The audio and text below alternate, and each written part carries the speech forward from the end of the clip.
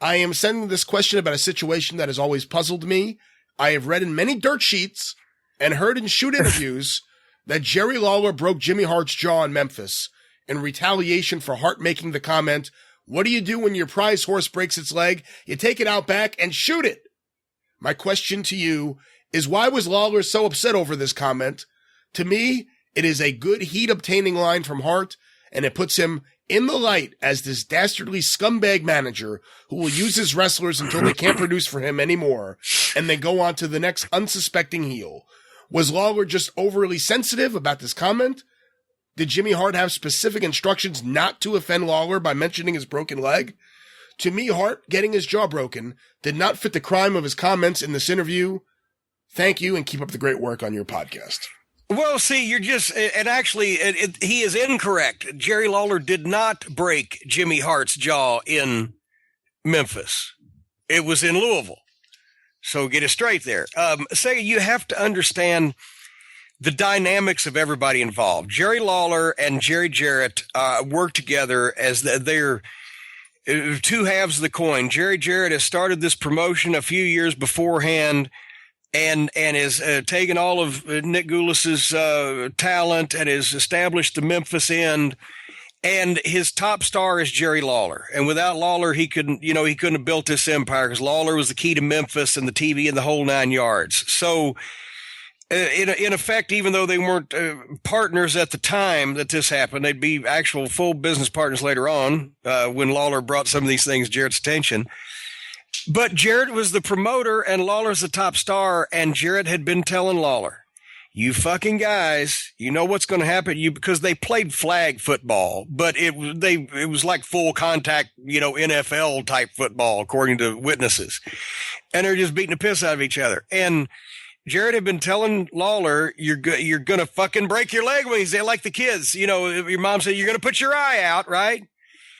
And goddamn it, wouldn't you know who won the pony? One day, Jarrett gets the fucking word that Lawler's broken his leg on his Sunday afternoon football game. The top star in the territory. Holy fuck, we're all screwed, right? So Jarrett was somewhat peeved.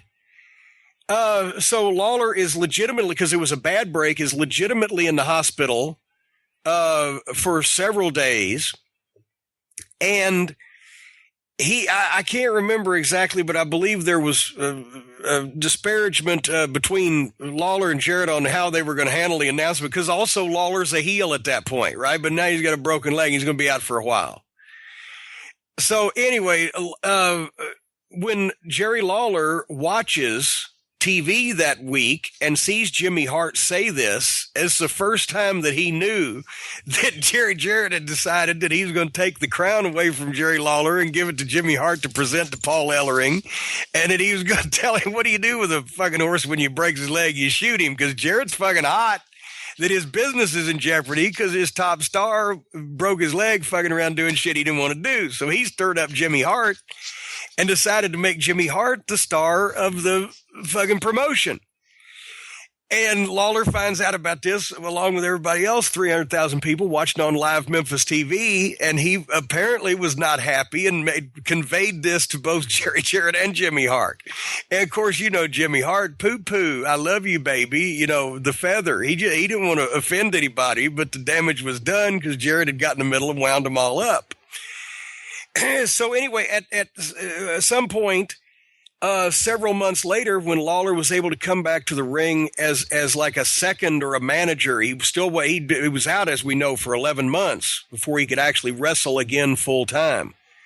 But about 4 months later, he came back and they were handcuffed. Lawler was handcuffed to Jimmy Hart at ringside to prevent interference. Now, anybody who throws a good working punch will know that if your left arm is being held, you don't get your full swing and your form right, and it's a little more awkward. And Lawler claims that it just happened to be an accident because 99 out of his punches are light as a feather, but that number 100 will get you every time. And Jimmy ate number 100 that night in Louisville. And Jimmy Hart will swear that it was Lawler getting a receipt for him saying, "What do you do with a horse when you break his leg? You shoot him." And Jerry Lawler will swear that it was an accident, just one of those things. And Jerry Jarrett will probably lean to, yeah, Lawler was pissed and he's getting back at him so he could fire Jimmy Hart up. And it's one of those stories of wrestling lore. We'll never know for sure. Now, we know for sure he broke Paul Heyman's jaw intentionally. Well, he's kind of admitted to that. So yeah. But then Paulie, chickened out when he told him he'd jump off a scaffold. So that was kind of a receipt for that. So you never know how these things take place. All I know is I believe I'm the only manager in Memphis wrestling history. Lawler never did break my jaw. He never potatoed me at all. It was like I have a couple of things on tape. It's on my rookie year collection available at JimCornette.com, where it almost looks like I know what I'm doing working with Lawler for about a minute and a half. That's how good he was. And I'd never had fucking any training whatsoever and have been in business 3 months. There were so many good-looking punches thrown by so many guys in Memphis. Dundee and Lawler, top of the list in my eyes. Well, Dundee should look good.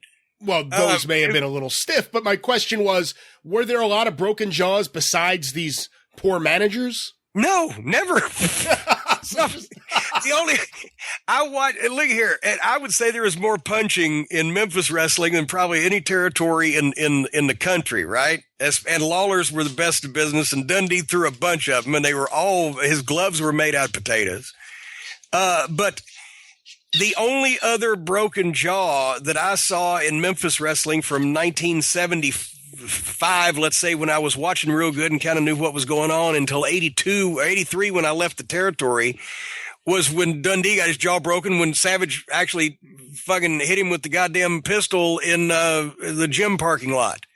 No, there was nobody got their jaw broken. I remember stitches. I remember guys having black eyes, and I'm sure there was a few trips to the dentist, but surgeries were very minimal, few. I'm trying to think of one off my top of my head in that period between 76 and 83 where a guy would have had surgery for something that he sustained in the ring. I'm sure there were, but I can't think of them, so there weren't that many.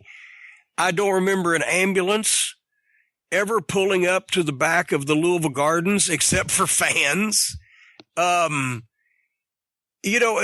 were banged up, and it certainly was not ballet. And like I said, you see a lot of stitches or shit that should have had stitches, or fat lips, or trips to the dentist, but you would see no crippling, debilitating injuries. And if guys took, a week or two off, sometimes that's because all they could afford to, but still, there was nobody going to the hospital with brain damage or spinal injuries, or, these goddamn horrible injuries you hear about where people need helped out.